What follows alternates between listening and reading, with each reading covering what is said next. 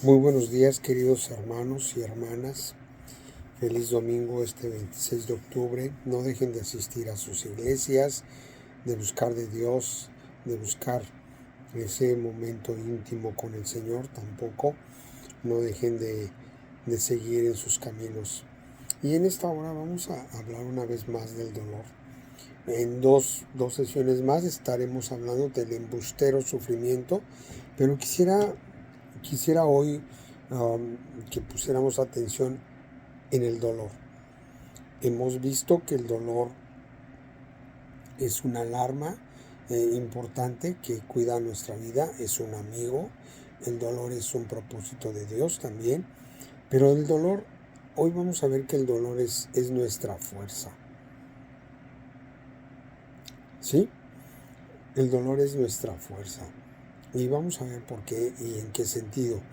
También hoy veremos con la ayuda de Dios, ¿verdad?, cómo el dolor va a estar, como ya les decía, en todas las áreas de nuestra vida, en toda nuestra vida.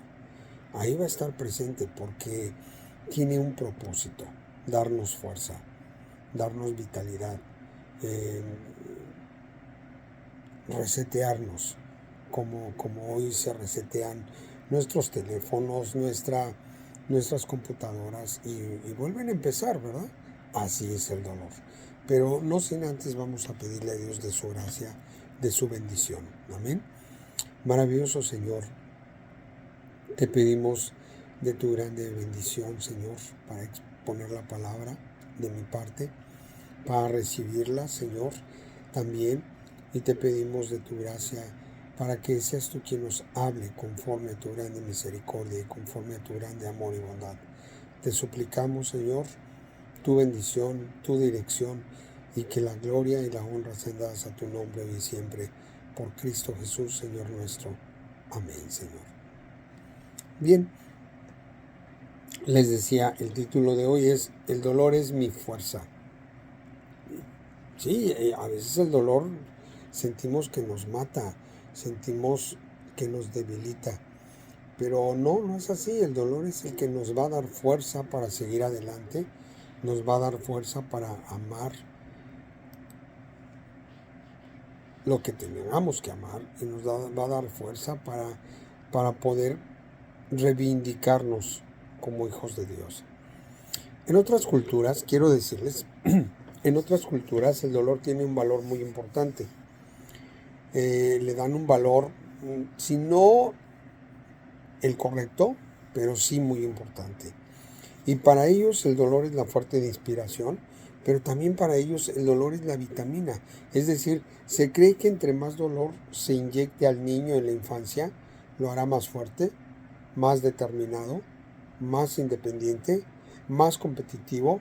Y eso es cierto en muchos aspectos, muchos. Y pensando en eso, los instruyen, los crecen, los exponen a mucho dolor y los llevan al límite, al límite. Mi madre me contaba que ella a los 5 o 6 años, ella se tuvo que hacer cargo de la cocina, de preparar el itacate para su papá, de darle de comer a sus hermanastros. Ella solamente tuvo una hermanita y la hermanita falleció. Y bueno, cosas que pasaron en su vida. Y mi abuelo se volvió a casar, pero ya traía hijos y tuvo más hijos. Y entonces vinieron a ser sus hermanastros y ella los crió. Porque la mamá, pues era una mamá muy alegre, muy contenta, que tomaba mucho y que no se hacía cargo de los niños. Mi mamá se tenía que hacer cargo de ellos a los 6 años, 5 o 6 años. Ella tenía que tener el itacate para el abuelo, porque la esposa no podía o no quería. Y bueno, y ella tenía esa presión a esa edad, cuando ella debería de tener una infancia feliz, jugando, no sé, despertando tarde, durmiendo temprano. Ella tenía que levantarse a las 4 de la mañana, hacer el itacate, que mi abuelo se lo llevara, o bien llevárselo después. Y ella tenía que moler para sus hermanitos. tener el biberón y todo, y empezar a ser madre a esa edad. Y la hizo una mujer madura, responsable y que no se doblaba con cualquier dolor. Eso es importante. Ella no se doblaba con cualquier dolor. Así era mi mami. Pero hoy en día, vean ustedes, todo lo contrario. Hoy en día hemos estado creciendo a las generaciones de una manera y hemos estado protegiéndolas de tal manera que se ha, se ha dicho de la generación X, esa generación que fue de 1965 a 1980, que fueron los que empezaron a tener la transición, ¿verdad?, de hacer las cosas más rápido, más ágiles, a través de la computación, a través de la situación digital. Entonces empezaron a tener menos esfuerzos. Por ejemplo, en el caso de los contadores que llevaban todo a lápiz y que en un momento dado las sumas las hacían también con una, sí con una sumadora, pero ellos las hacían y tenían errores, por supuesto, tenían equivocaciones, por supuesto, pero al llenar una lista de deudas, de acreedores, de abonos, y que se equivocaran en una cifra, en un decimal, todo eso ya no les cuadraba y tenían que volver a empezar y tenían que volver a ver. No así cuando empezó la era digital, donde el error podía ser menos probable porque se llevaban fórmulas, se hacía así bien la fórmula. Si en un momento dado metías bien en la tabla de Excel la fórmula, pues ya todo te iba a ir cuadrando de una manera correcta. Y si no era así, bueno, había una revisión exhaustiva, no por ti, sino por parte de la computadora, por parte del programa, y te indicaba dónde estaba el error, ¿no? Pero todo eso empezó a darnos como fruto menos esfuerzo, a darnos como fruto hacerlo más rápido, de tal manera que ya no estaban tantos contadores. Un contador podía llevar varias empresas, varias cuentas, ¿verdad?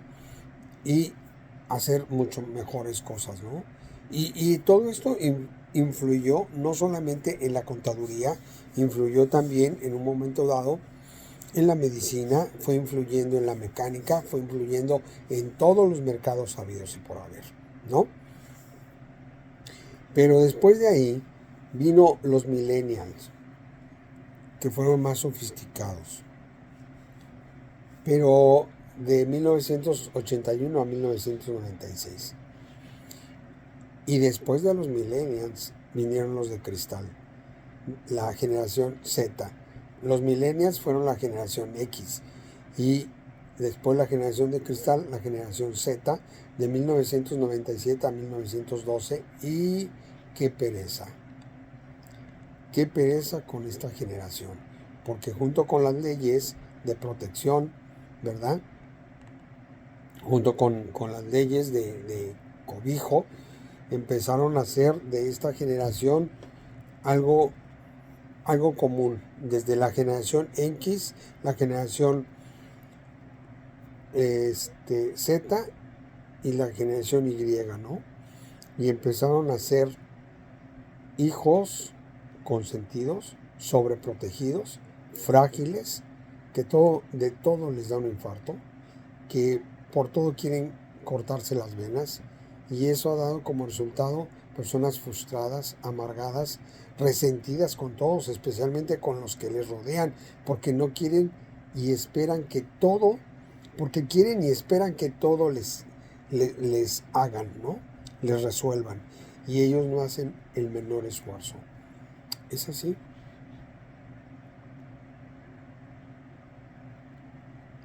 Y ahora, por ejemplo, podemos tener personas, no como mi mamá, que a los 5 años, 6 años ya sabía guisar, que tienen 30, 40 años y no saben guisar. Y esperan, ¿verdad?, que alguien guise por ellos, o bien esperan en un momento dado, pues la pagan. para ir al restaurante, ir a la fonda y comer. Pero de la misma manera, hermanos, como los coreanos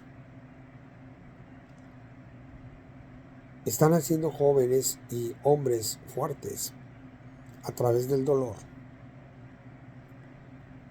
no todos, pero sí una parte de ellos, ¿verdad? De la misma manera, Dios nos quiere llevar al dolor. Número uno, para romper, para quebrar, para deshacer, para eliminar y para mostrar. Para romper todo lo que nos estorba, para quebrar todo lo que nos limita, para deshacer todo lo que nos asusta, para eliminar todas mis ideas preconcebidas de la vida, para mostrar una vida, una forma, una solución mejor a todo lo que se me presente y hacerme ver que fuera de Él nada soy, pero con Él somos invencibles. Amén. Queridos hermanos, no todo está escrito. Si nosotros creemos que la forma de hacer un huevo es como lo hacemos los mexicanos, no es cierto. Hay muchas formas de hacer un huevo. Y todas son ricas, como lo hacen los mexicanos. Y los famosos huevos turcos, que son riquísimos, también ya me ha tocado probarlos. Pero yo quiero decirles, algo que nos limita precisamente es que todo se nos facilite, ¿verdad? Que todo se nos dé a la mano, ¿verdad? Casi queremos que nos den con la cucharita de comer también. Pero nosotros tenemos que aprender que hay muchas cosas que tenemos que aprender, pero llevan un proceso, pero tienen como consecuencia inherente un esfuerzo. Así es. ¿Y cómo vamos a entenderlo eso? A través del dolor. Ay, tengo que pararme temprano porque hay que hacer comida, porque hay que preparar el lunch, porque esto, porque el otro, porque aquello. Qué dolor, ¿no? Y bueno, algunos lo vencen, otros más no lo vencen. ¿Y saben qué? Prefiero no comer, prefiero esperar a que a otro lo haga por mí, prefiero no hacerlo, prefiero evitarlo. Y entonces, lejos de poder crecer, lejos de poder ver o disfrutar la vida, nos mantenemos en el ay. ¿Por qué no te paraste temprano para hacer el desayuno? Ay. ¿Por qué no me tienes esto? Ay. ¿Por qué no me tienes lo otro? Hermanos, es importante que nosotros podamos llevar nuestra cruz. Es importante que nosotros podamos ser responsables día con día. Y eso es lo que el Señor nos va a enseñar el día de hoy. Para eso vamos a abrir nuestras Biblias, por favor, en San Mateo capítulo 14, versículos del 22 en adelante. La porción es del 22 al 33. Vamos a ver hoy una parte y posteriormente veremos la otra parte, importantísima. Dice así la palabra de Dios. San Mateo 14, 22 al 33. Enseguida, Jesús hizo a sus discípulos entrar en la barca e ir delante de él a la otra ribera, entre tanto que él despedía a la multitud. Y despedida a la multitud, subió al monte a orar aparte, y cuando llegó la noche estaba ahí solo. Y ya la barca estaba en medio del mar, azotada por las olas, porque el viento le era contrario. Mas a la cuarta vigilia de la noche, Jesús vino a ellos andando sobre el mar. Y los discípulos, viéndole andar sobre el mar, se turbaron, diciéndole: ¡un fantasma! Y dieron voces de miedo. Pero enseguida Jesús les habló diciendo: tened ánimo, yo soy, no temáis. Entonces le respondió Pedro y dijo: Señor, si eres tú, manda que yo vaya a ti sobre las aguas. Y él dijo, ven. Y descendiendo Pedro de la barca, andaba sobre las aguas para ir a Jesús. Pero al ver el fuerte viento, tuvo miedo, y comenzando a hundirse, dio voces diciendo, Señor, sálvame. Al momento Jesús extendió la mano, asido de él, y le dijo, hombre de poca fe, ¿por qué dudaste? Y cuando ellos subieron en la barca, se calmó el viento. Entonces los que estaban en la barca vinieron y le adoraron diciendo, verdaderamente eres Hijo de Dios. Cuando ellos subieron en la barca, se calmó el viento.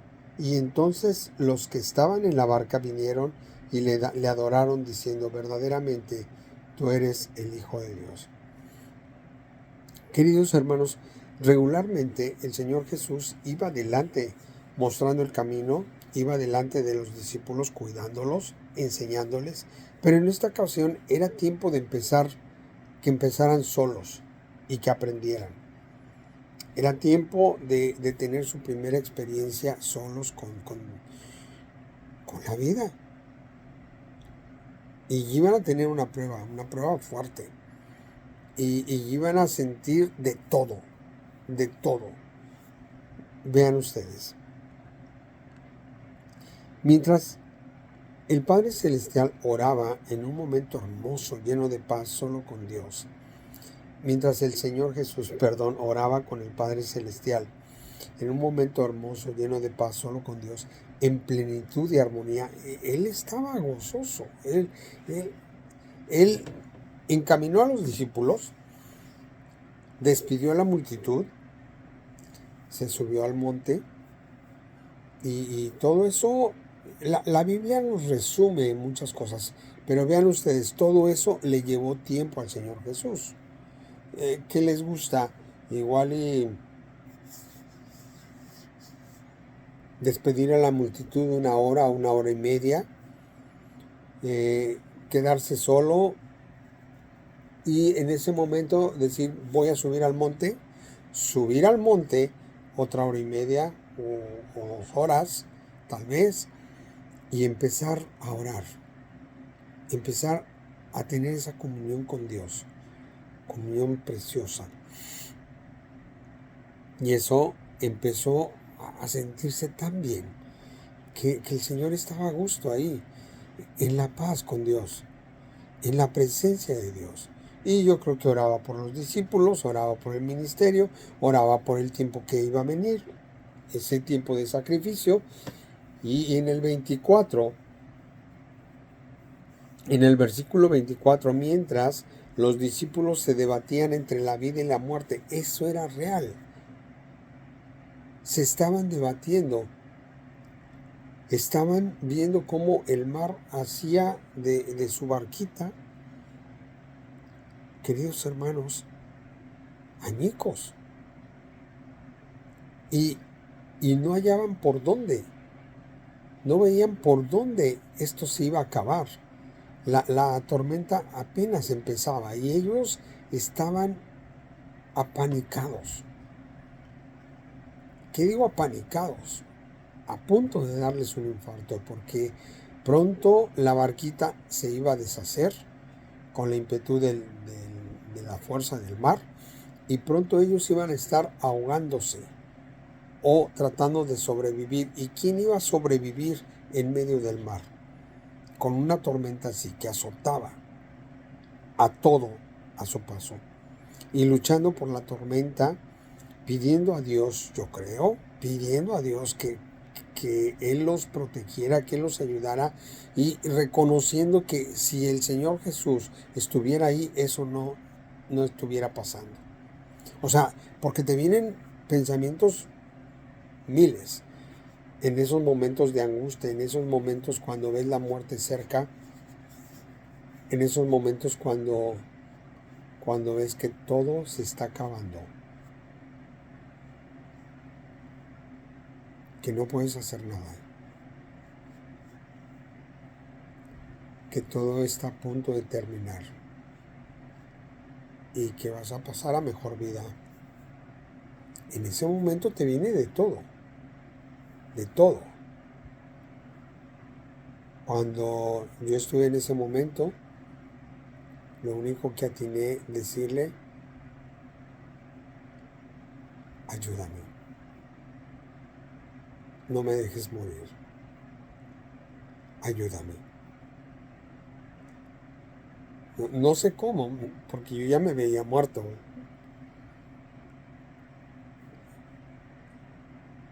pero yo sé que tú tienes el poder para darme vida. Yo le decía, ayúdame.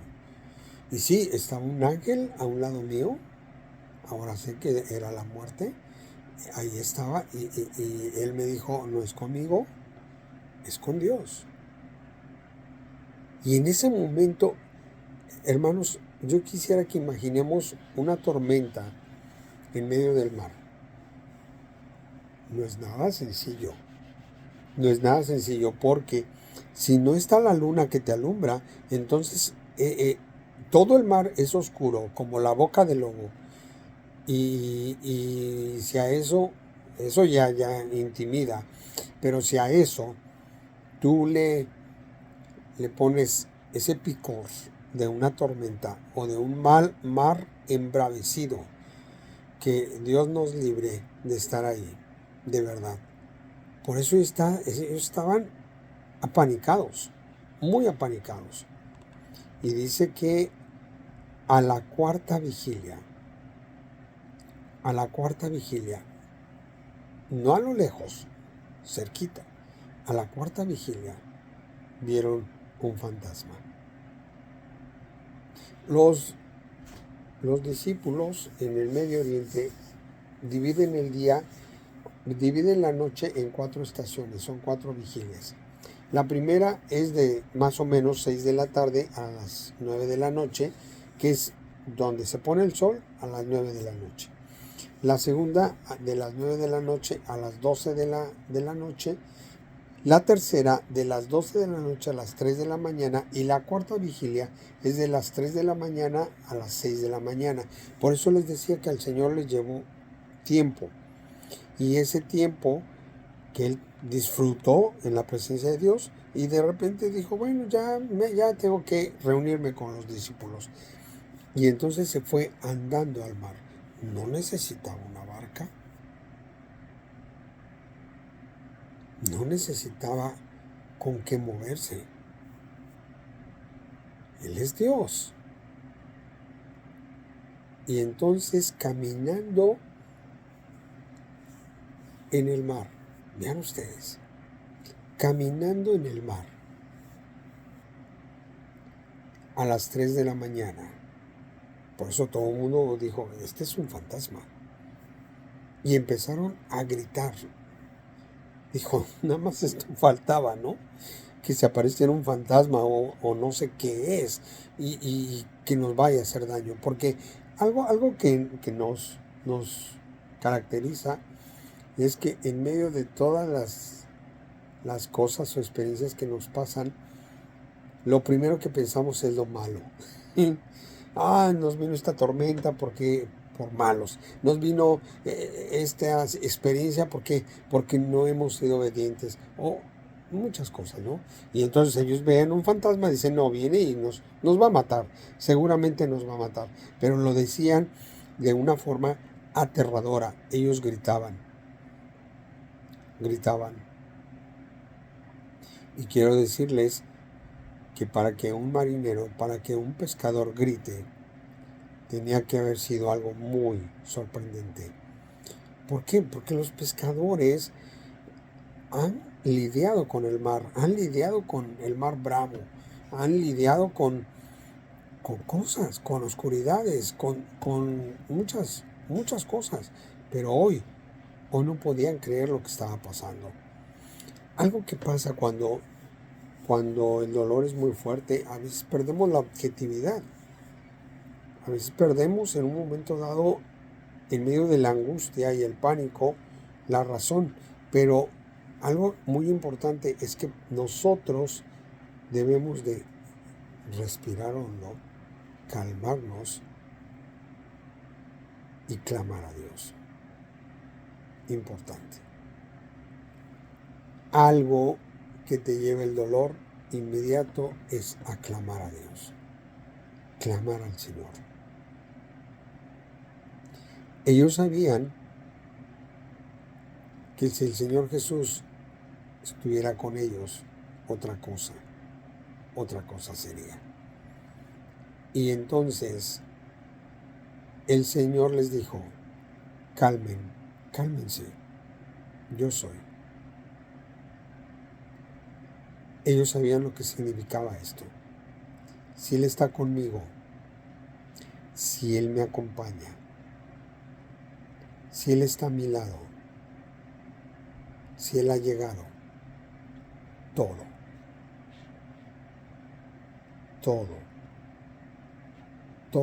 está resuelto, todo.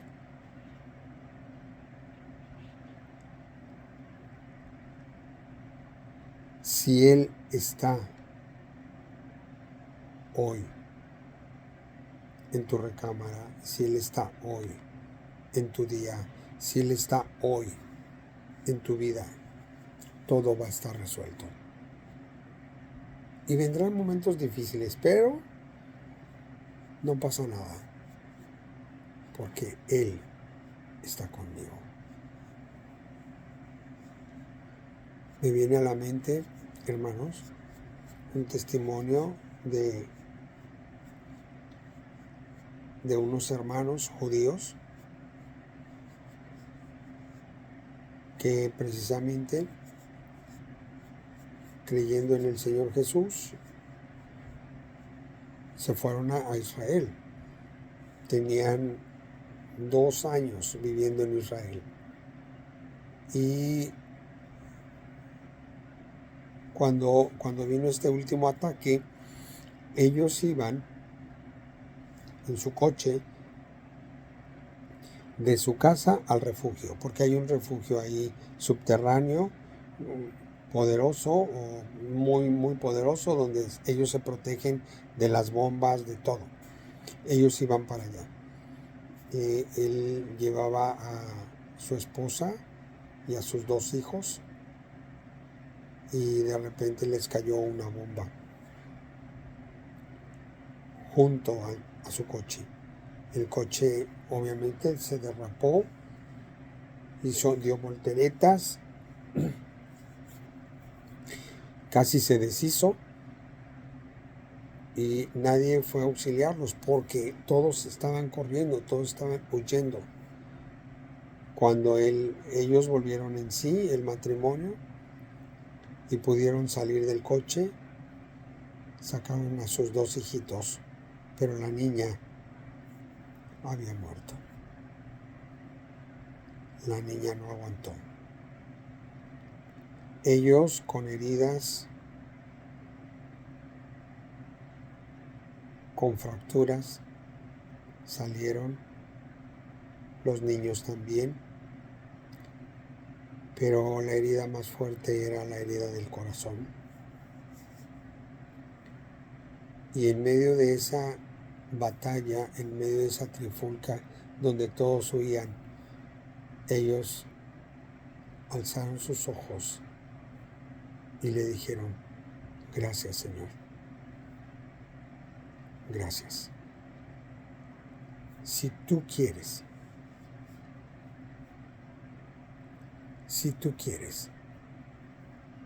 danos la oportunidad de llegar al refugio.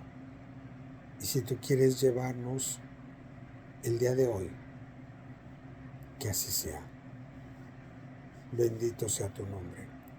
Agarraron a los niños, se fueron caminando, todavía faltaba un rato. Gracias a Dios llegaron, los atendieron, porque en el refugio ya había médicos, ya había todo. Y posteriormente prepararon a la niña para después sepultarla. No se llenaron de amargura, no se llenaron de preguntas, solamente dijeron, gracias, Señor. En medio de todo, en medio de la tormenta, si nosotros tenemos puestos los ojos en Jesús, todo va a pasar bien. Pero si nosotros no tenemos los ojos puestos en Jesús, lo que va a pasar es que nos vamos a amargar y podamos blasfemar en contra de Dios.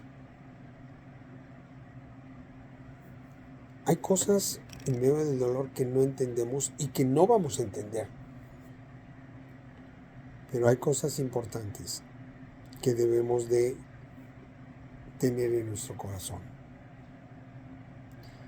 Si Dios está conmigo y si Él me acompaña y si Él está a mi lado y si Él ha llegado y aún así pasan cosas terribles en nuestra vida, Dios sabe por qué. Y si Dios nos lleva al límite, Dios sabe por qué. Él nunca se equivoca. Yo pensaba que mis infartos era el límite. No.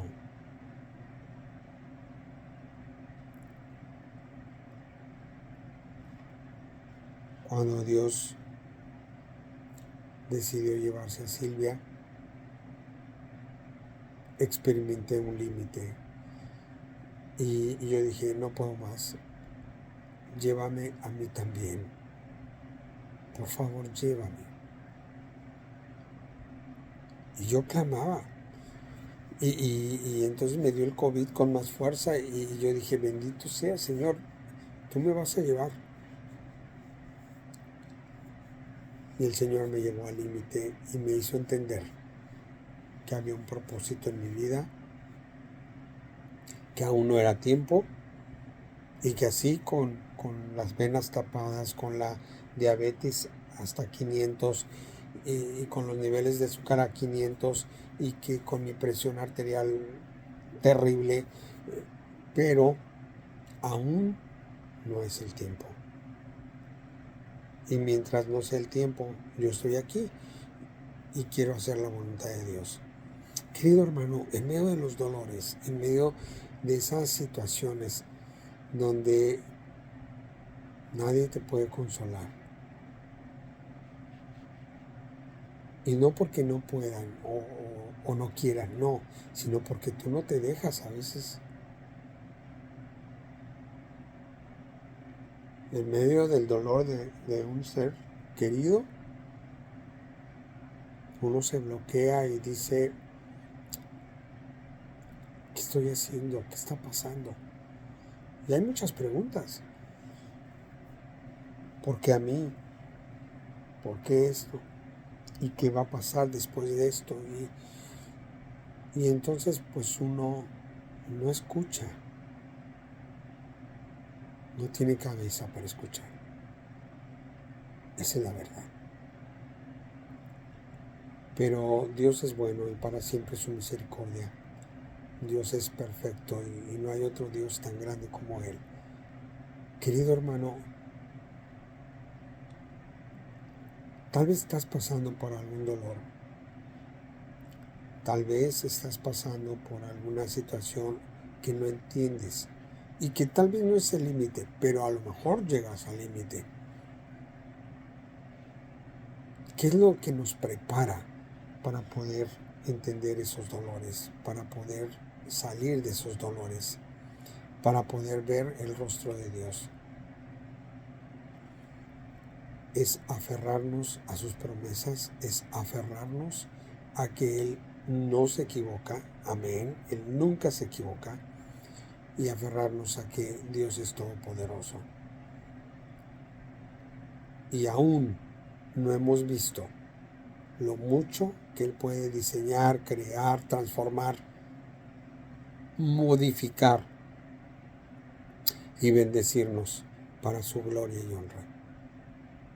Querido hermano, si hoy estás en algún problema, si hoy estás en algún dilema, si hoy estás, ¿verdad?, en alguna situación como esta, yo te pido que vayamos a Dios hoy. Que vayamos a Dios y que podamos decirle, Señor Jesús, en tus manos de amor, Señor, en tus manos de grande bondad, pongo mis dolores, pongo mis flaquezas, pongo mis miedos, pongo mis frustraciones, pongo, Señor, verdaderamente en tus manos mi vida y la de mi familia. Y yo te pido de tu gracia y de tu bendición. Y te suplico que tú, Señor, estés en medio de esta tormenta, que tú estés en medio, Señor, de nuestra vida, y que mira, oh Dios, seas tú con nosotros, seas tú quien nos ayude a ver tu luz, a ver tu camino y a ver cuál sea tu buena, tu preciosa, tu santa voluntad para nosotros.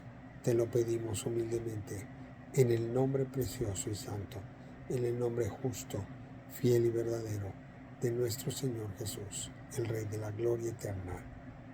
Amén, Señor.